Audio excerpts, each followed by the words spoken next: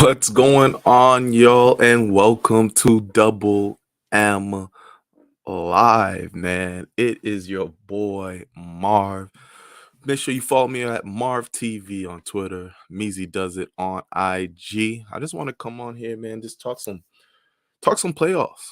Talk some playoff basketball is going on in the Eastern Conference right now. There's a lot going on. So I'm gonna do Eastern Conference this time, probably tomorrow.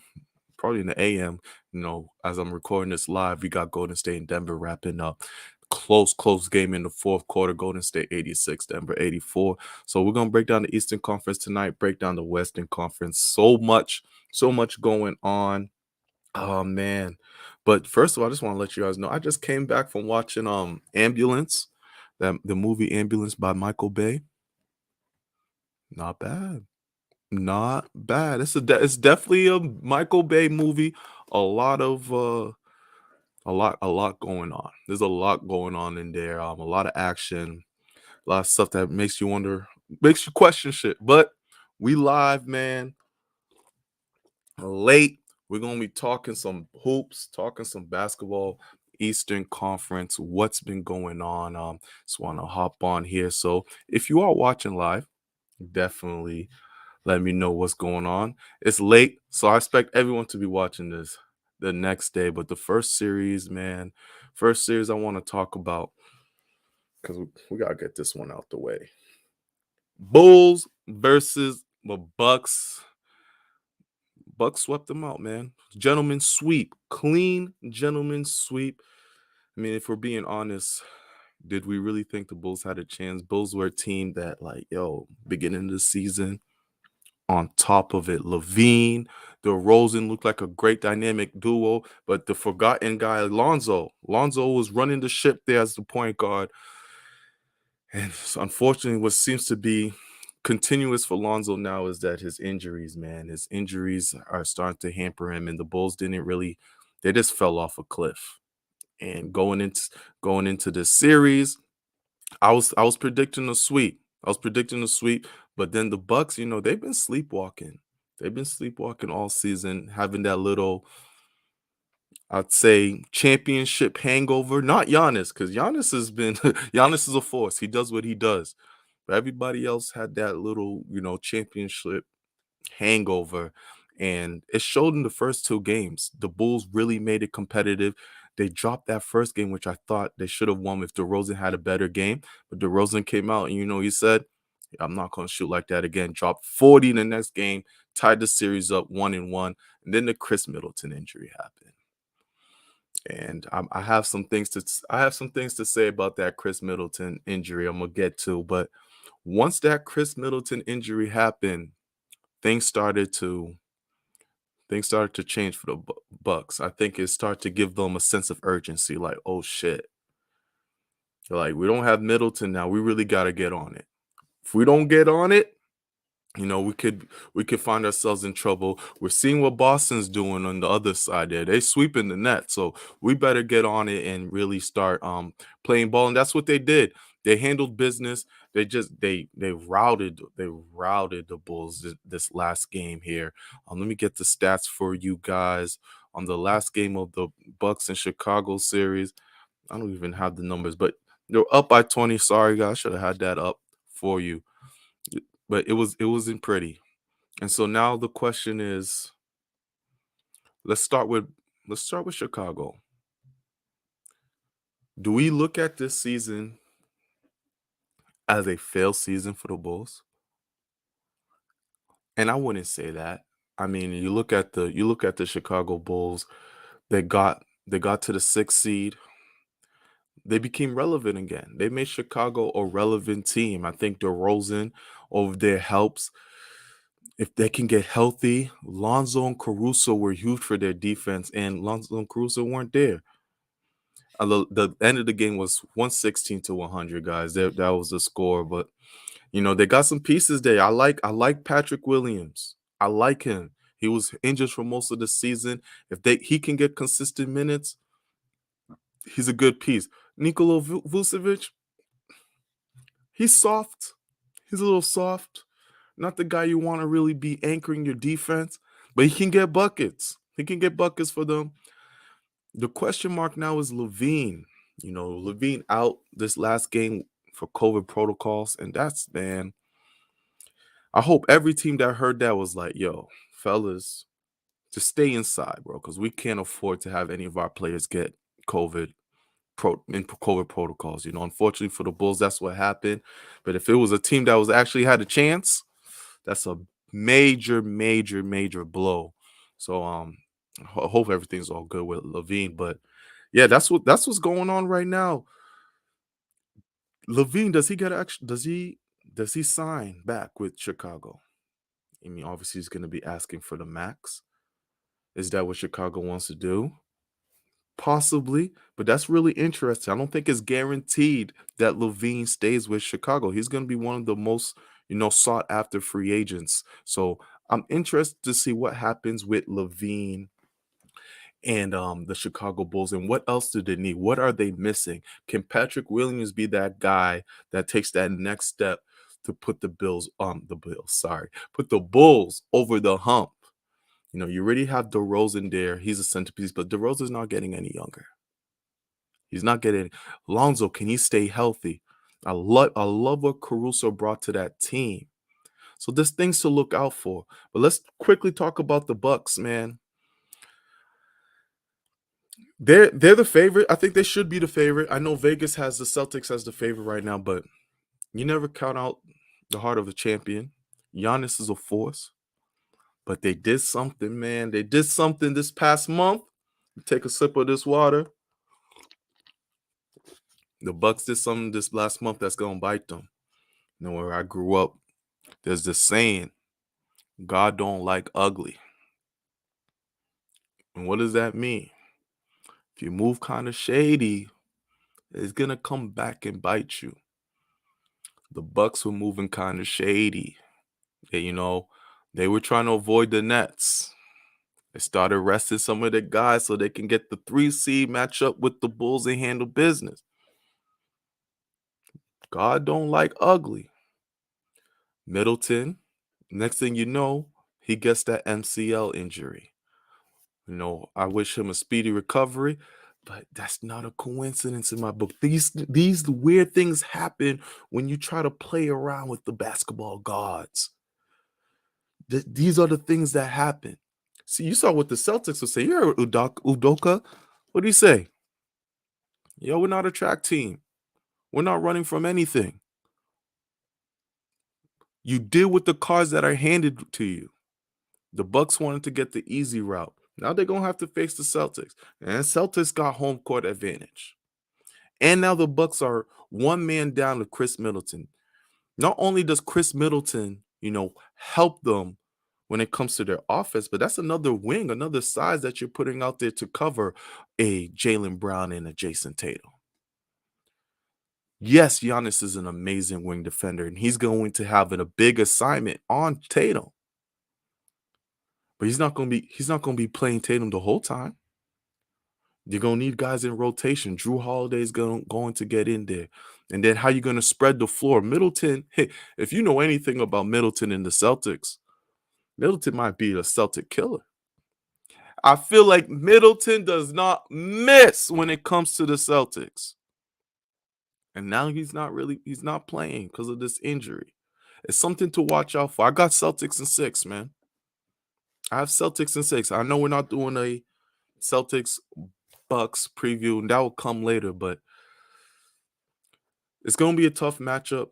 Giannis brings a whole different type of matchup problem compared to Kevin Durant. Both elite players, but Giannis, you're going to need Robert Williams healthy, which they got now. You're going to need Horford. You're going to need Tice. You're going to need that 3-man rotation because fouls are coming. Tatum's going to have to be on him a couple of times, but you don't want your stars on him too much because Giannis gets into the foul line, the second most in the league? He brings a whole different type of challenge there when we're talking about Bucks moving on to the second round. But remember what I said, man. God don't like ugly. Losing Chris Middleton was a huge, huge blow to the Milwaukee Bucks, and something about them trying to avoid the Nets don't sit right with me, and they're gonna have to answer to that. I don't got to answer to that. They're gonna have to answer to that. Let's move on to another series, man. Atlanta Hawks and the Miami Heat. We don't gotta spend too much time here. Miami, number one seed, showed why they're the number one seed. Miami's deep. They're deep, man. And something about Jimmy Butler when it comes to the playoffs, that he's nice. Jimmy's nice. People don't want to give Jimmy Butler his credit. In big moments, Jimmy performs. In this series, he averaged 30 points. 30 points, 5 assists. He steps up his game. That's what you want from your stars. You want your stars to step up in the big moment. That's why I was a little disappointed in Levine. I know he didn't play this last game with COVID, but I wanted Levine to really. This is your chance right now to show, hey, I'm another star here alongside with DeRozan, and he didn't really do that. He didn't up his game for the playoffs. Might have been Levine's first playoff experience. That has something to do with it, but I wasn't impressed. Miami Heat, they handled business. They did what they had to do. Trae Young got them one, as my boy Mike from Double M was saying. Trae was gonna get them one. He got them one, but other than that, it wasn't pretty for Trae Young, man. That Miami defense was swarming on on, and those who else could they cover? I mean, I know DeAndre Hunter went off. He went stupid yesterday in the last game, but that's it. Atlanta had no answers for the Miami Heat. Trae Young couldn't get it going at all, and once that happens, what can you say? Miami was gonna always they're the number one seed for a reason. Eric Spoelstra, well coached team. But one guy I wanted to highlight, man, I'm happy for Victor Oladipo. I'm happy for him. Victor Oladipo is a dude who was ascending. Most improved player, the most improved player. I believe he won that back in 2018.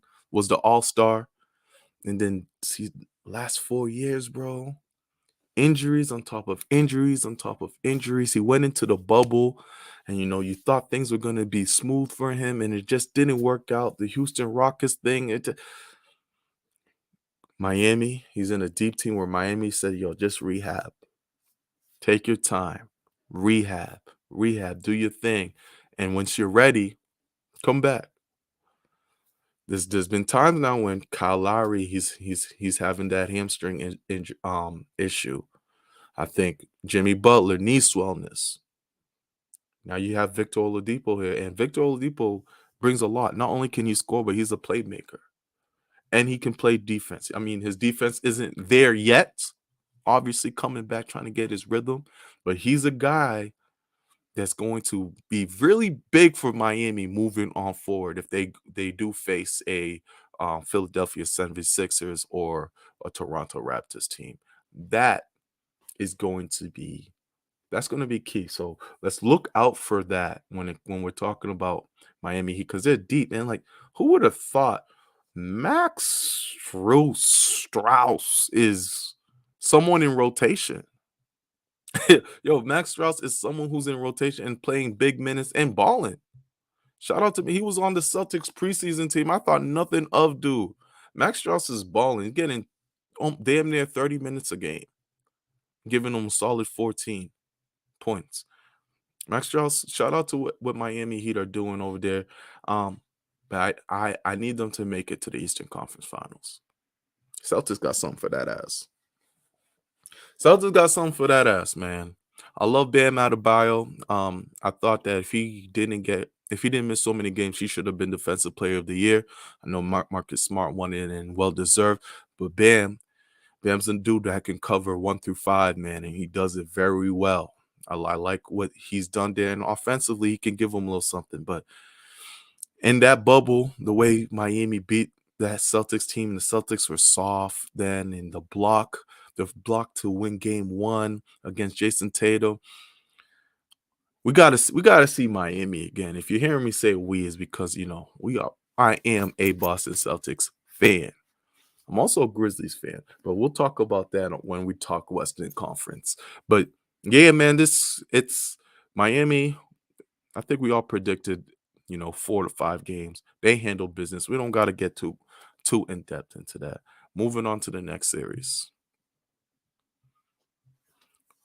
Raptors, 76ers.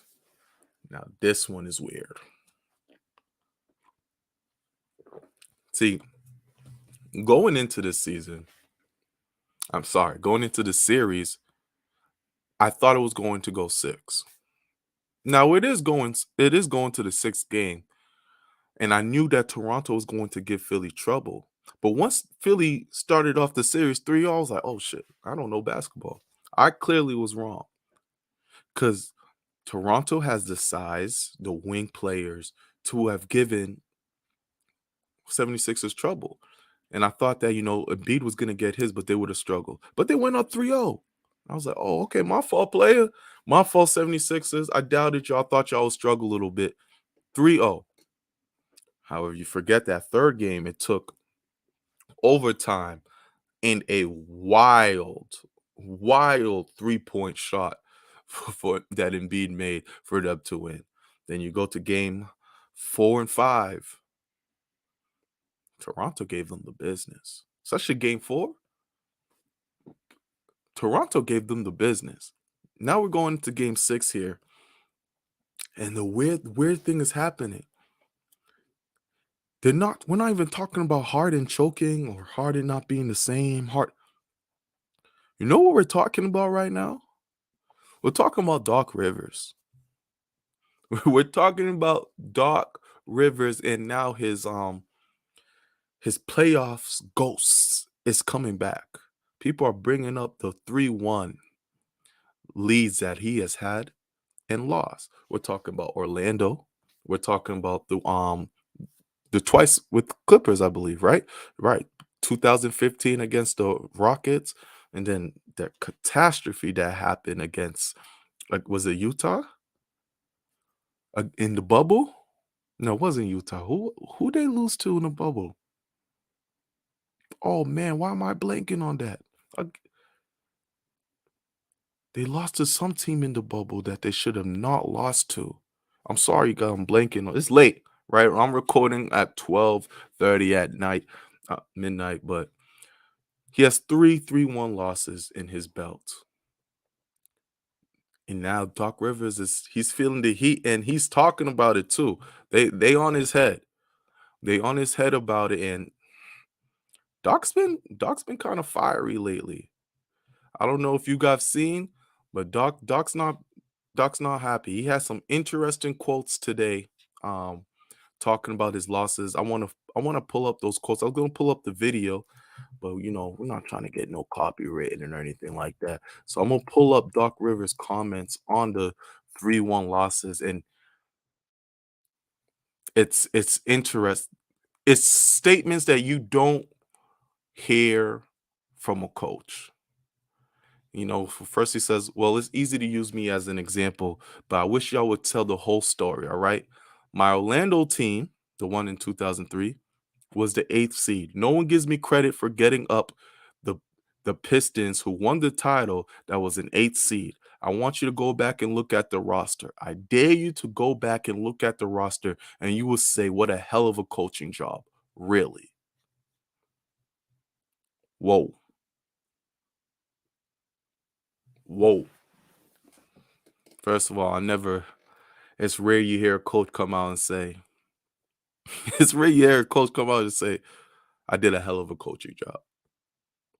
Coaches, it's their job to show a little humility. But Doc is getting fired at right now. People are coming at his neck, so Doc trying to fire back. But to say, "Look at who I coached, look at the team I coached, we weren't even supposed to have a chance. You guys should be praising me." I never heard a coach do that. I love Doc. Doc got us a chip. We should have got 3 for Doc. We should have got 3. People say Doc is an overrated coach, and that's possible. Had he won 3 in Boston like he was supposed to, all those talks go away. But the comments is not done.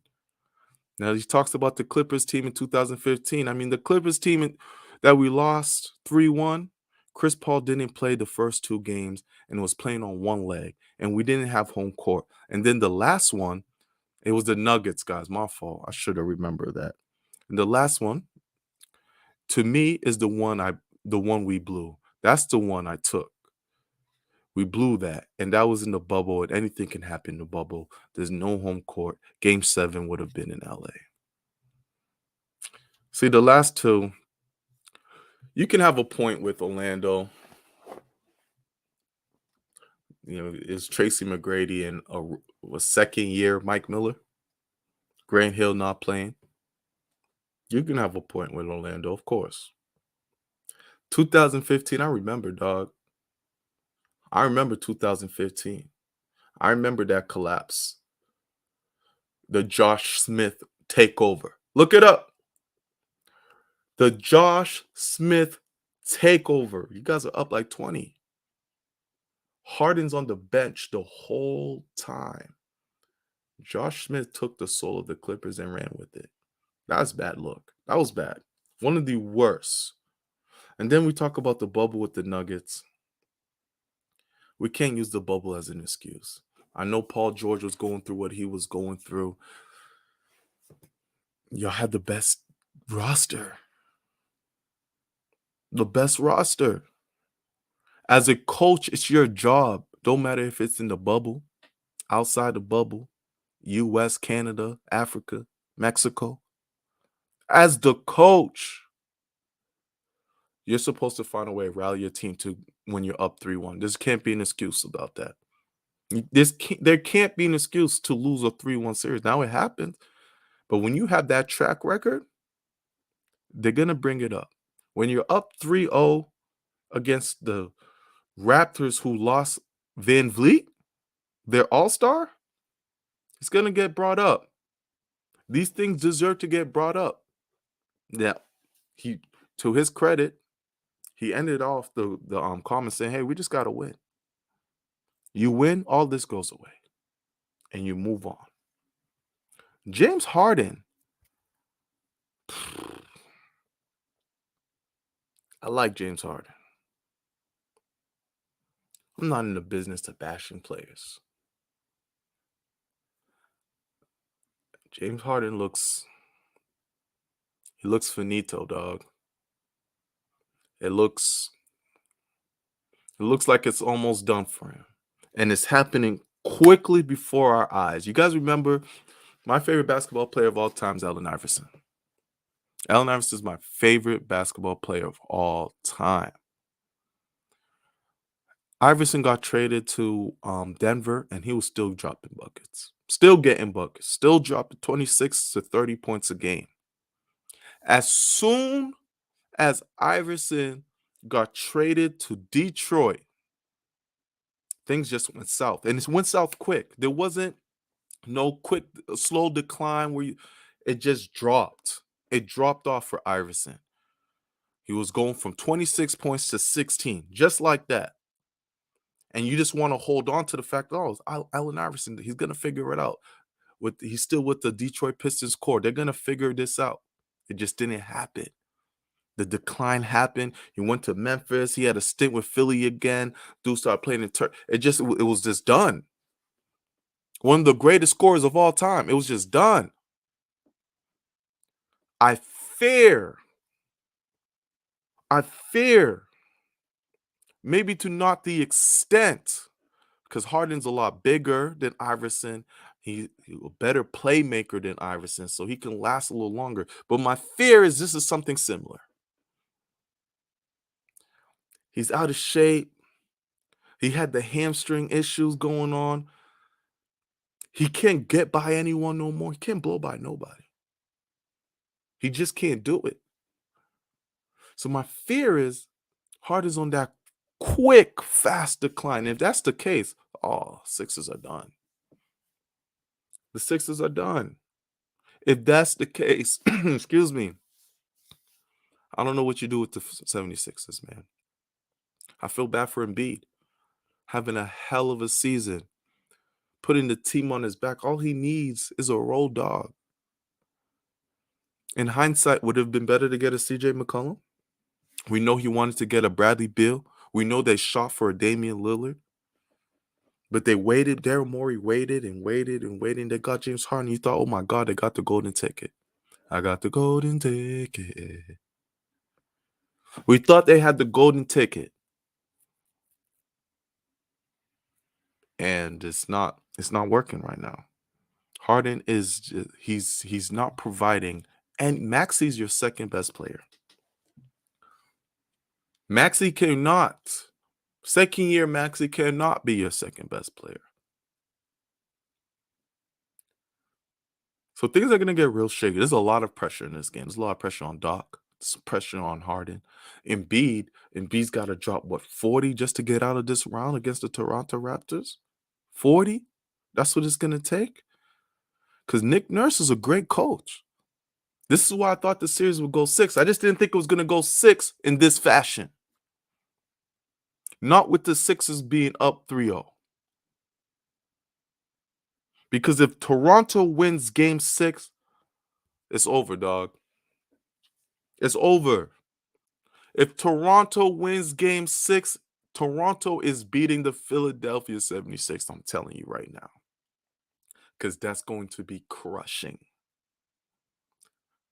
And the Philly fans, oh God.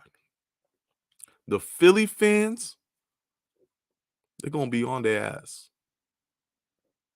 I'm telling you, they're going to be on their ass. So that series, that's the series I'm excited to watch out of everything else. You know, I was excited to start the season, then they were blowing them out. I'm like, oh man, this Sixers got this in the bag. But that's why you watch, man. That's why you play the game. You never know.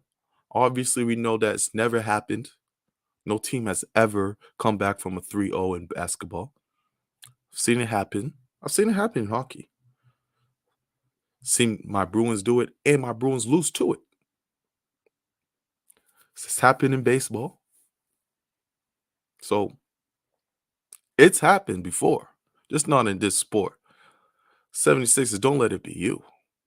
Do not let it be you. Let's wrap this up. Obviously, I was going to save this one for last. This is old news. Brooklyn Nets against my lovely Boston Celtics. Whoa. Look, man. Celtics came out. They said they weren't ducking no smoke. They weren't hiding. They're not a track team. They're not running away from anything. We play who we got to play. Jaylen Brown said, I'll take us against anybody. And they proved it. They proved Jason Tatum. I know there's the talk right now of where do we put Tatum? Is he top 5, top 10? Honestly, right now in the NBA, we got to stop doing that. We got to stop doing top 5. Top 5, top 10. You could have done that in 2010, early 2000s, the 90s, the 80s. There's too much talent right now in the NBA. There's too many great players. Now, I'm not saying that the talent is better now than it was then. I'm saying there's just more. There's a plethora of talent. Look at the league right now. Look at the league. There's so many stars. So you can't really just you got to do them in tiers. Put the first tier, second tier, and now tell me what tier Tatum's in. If you don't want to say he's in the Curry tier, Jokic tier, because he hasn't won yet. The Giannis tier, he's not there yet. All right. He's got to be in the second tier. Of whoever's in there, he has to be. What he has done defensively is Kawhi-like. It's incredible. It's incredible.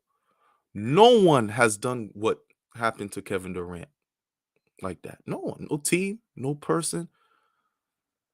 Tatum's out here blocking shots while giving buckets. It's Kawhi-like. It's special to see. I knew Tatum was going to be special. But what he's showing is it's beyond imagination now.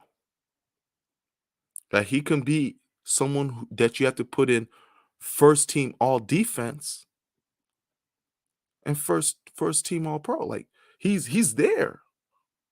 He's there. He's in that conversation. That's one. JB, he's fitting well in his role. He's fitting real well in his role, and he's healthy. Thank God. The hamstring was looking kind of iffy, but I think he's going to be all right. You're going to need JB. You're going to need him to be big in this series against the Bucks. Marcus Smart has been playing well. Pritchard, Grant Williams, and Pritchard. You remember back in 2010 when we had Nate Robinson and Big Baby? I like this version of Pritchard and Grant Williams. I like these dudes. Derek White, you just want to, if he could just make his open shots, but defensively you use him with the switch. He makes the right decisions with the ball when he's trying to pass and everything like that. So he's beneficial, but boy, if he could just make a three. If he could just make 1 3, oh gosh. If he could make one open 3, it would help. It would open up the floor so much more if he could do that. Golly, Derek White. That dude is building a crib in Boston with all them bricks. It's killing me. It's killing me. But Celtics, they got something. They got something special. The Nets just couldn't. The Nets couldn't hang, bro. And I'm not like, we don't got to go into it. We've heard all the talks on the First Takes and Undisputed. I bet everyone's really tired. I see the beef with Kevin Durant, Charles Barkley. I'm not into all that. I'm not into talk to it all about that. But that Ben Simmons thing, man, I can't get away. I can't get away from it. It's really nuts to me. The Ben Simmons extravaganza is crazy. Can we talk? I'm all for players wearing whatever they want. But we got to talk about this purple yellow jacket gear that he did. What the hell was that? Because what statement are you trying to say? That's a statement piece. We all got a statement piece in the closet. We all got a statement piece in the closet. Something that you wear and you're like, oh yeah, I'm gonna stand out. Like I have this pink floral shirt that I wear in the summertime. It's like bright pink, pops, and got a couple leaves and on it. And when I wear that baby, oh God, the eyes. People look at me. I get compliments like, "Oh, that's a nice shirt, yo." Ooh. I only wear it once a year, but I know when I wear that, John, people gonna be looking at me. I'm making a statement. I want the eyes to be on me that day if I wear it. What Ben Simmons did, he wore a statement piece. He wanted eyes to be on him, but for what? For why? You look goofy, dog. You're not playing right now. The last thing you want to do is just stand out while your team is 0-3 at the time. Or 0-2. Going to be 0-3. You wearing a ridiculous Disney Channel piece, bro. What are you doing? And then all week we're hearing that you're supposed to be playing. Game 4 is you're supposed to be playing. And comes out you don't play. You make your team look stupid. Make your coach look stupid. You look crazy. I'm not even going to use the word crazy because I know this has to do with mental health. So we're not going to use the word crazy. I take that back. You look wild. In all sense of the word, you look wild. You go on IG, you do the emoji with the smoke coming out the nose, like, oh, something's about to happen. Fam. Now reports coming out saying, the stress that you're feeling is affecting your back. I know a lot of people were getting on you on that. I get that kind of. I don't really get stressed. But the 2 times I've been stressed or been in a situation of stress, for me, it feels like someone's squeezing my head. You ever seen that what's the Great Khali? You remember when the Great Khali took Rey Mysterio and squeezed his head in? Oh, I'll never forget that image as a kid. Y'all remember that Great Khali squeezed Rey Mysterio's head in? There's 2 times in my life when I've been so stressed, it felt like someone was squeezing my head. One time was at a job interview. I was at a job interview, and it was a job I really wanted. I wasn't even qualified for the job, but I wanted it bad. In the middle of my presentation, I just got stressed and I felt like someone was squeezing my head. Is that what Ben Simmons is going through? It's possible. It's possible that he's getting those stress fractures affecting his back. But if that's the case, shut the hell up. If that's the case, that the stress is so bad that it's affecting your back, you don't wear a piece like that, bro. You don't look goofy on the sideline. What are you doing, fam? Like, does he have no peoples around him to tell, yo, put on this Nets gear, sit your ass on the bench and be chill? I ain't see Rob Williams do all that. I ain't seen Zion on the bench doing all that. Bro, the tension's not, it's not about you right now. Sit in the back, clap for your teammates. Don't say shit. Don't have your team say shit. And things will be smooth. Hey, we'll get ready for next year.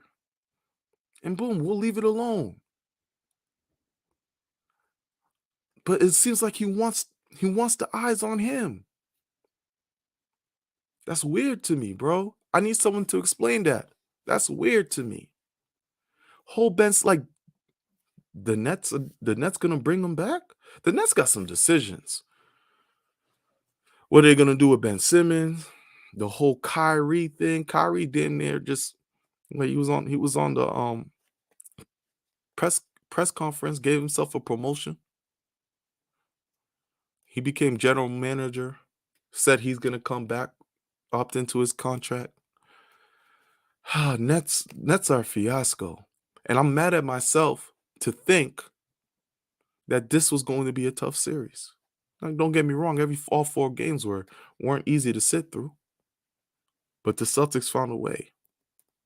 They found a way. And to be honest, we all crediting the Celtics defense, and as we should. Celtics didn't play well offensively. Throughout that whole series, the Celtics didn't play well offensively at all. I felt like there was some mismatches that they could have taken advantage of that they didn't.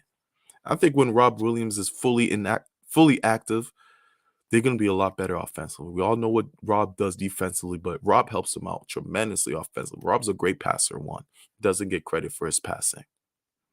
He's a huge lob threat for the Boston Celtics. He does a lot of the little things offensively that's going to help out this team. I'm really excited for this Celtics Bucks matchup. It's going to be crazy. But I'm gonna leave it there. I'm not gonna do the Celtics Bucks preview. We'll do that another time. I enjoyed doing this. I enjoyed sitting here and just chatting it up on a late night. It's almost 1 a.m. here. This is Double M, bro. Double M. Shout out to the whole team. Mike Nice, Cool Sam, Kiki with Key, Josh, Sai. I'm gonna do this again. I'm come on here and do the Western Conference, and chop it up with you guys then. Follow me on Twitter at Marv TV. That's Marv TV _. And then on IG, Meezy Does It. MeezyDuzit. I'll see you guys again tomorrow when we talk the Western Conference playoffs. Peace.